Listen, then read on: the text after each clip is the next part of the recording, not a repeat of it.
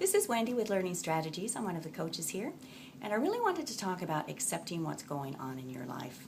We did a blog earlier about the victim mentality, and acceptance is a crucial part of stepping through that and beyond that. One of the things that's very frustrating for me as a coach when I see people pushing against immovable objects and thinking they're going to be able to move them.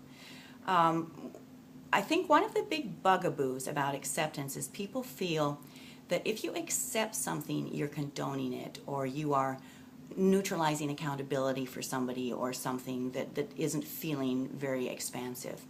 And I don't think, to me, what happens when you accept something is you see it for what it is, you accept it as it is, and then you're able to discern more clearly what the appropriate path is.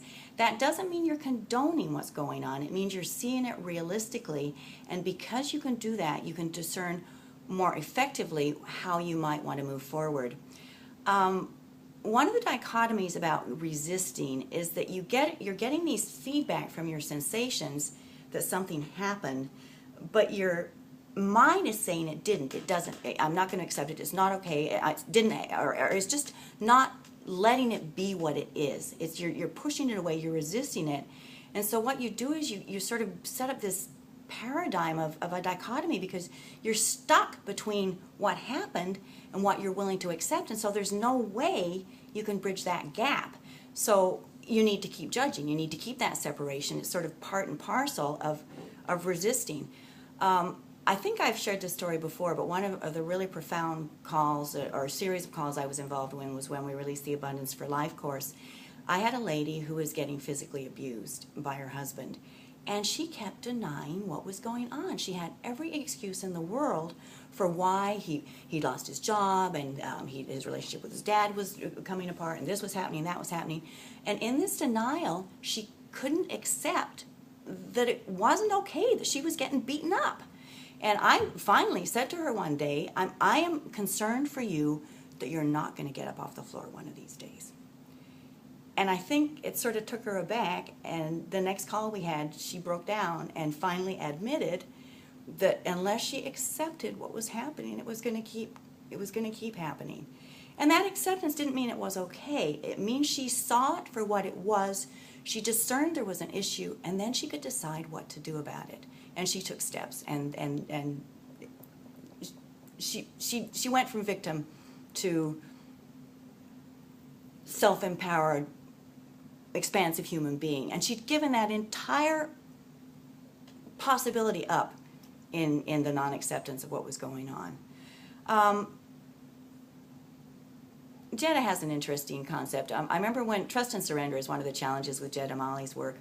And one of the things she said in one of her retreats was, when you surrender to something, you're surrendering to something greater. It's not that you're giving up. All you're giving up is the prison cell, the walls. You're giving up the things that are binding you.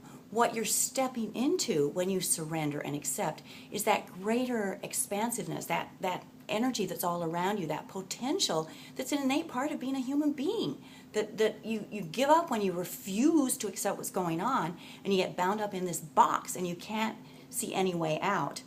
I think the other thing that acceptance does is you get out of this place of turmoil and resistance and pushing and this nonstop energy relinquishment into a place of clarity. To me, it's like the difference between a pond where there's ripples and choppy water and you can't see what's going on, to the stillness, the glassy surface. It's that clear light mind that the Buddhists talk about. That space where you can clearly see what's going on, and then you can decide what the way forward will be. I think it's also important to remember that challenges are part of our process of awakening, of growing, of stepping into our wisdom. And in doing that, we reinforce our divinity. I'm reading a really interesting book that I think we have a few blogs on, called Power of Radical Forgiveness, and there's a Radical Self-Forgiveness book as well. And this analogy is so phenomenal.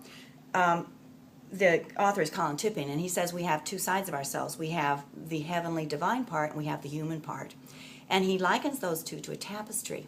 And the back, the human part, it has the places where you knot off the thread and you have to merge, and you've got the tag ends where you weave it through. So it doesn't look like the front. There's definitely some goofy stuff going on there. But when you flip it over, you have the perfection of the needlepoint. You have the picture in all its glory, in all its color, in all its vibrance. We're the same thing. It's the same thing. We are the front. It's just the back is us exercising our human experience, our working down the road, taking the detours, dealing with the challenges, taking the stand when push comes to shove. All of those may seem flawed, but it's the back of the perfect tapestry. In the front, it's always been perfection. There's nothing you can do to change it. We've always been perfect, whole, and complete. We just have to accept it and step into it. So I would encourage you to do that. Remember who you are. Accept what's going on around you, and then see what is not expansive, what is not life-enforcing and life-affirming, and do something about it.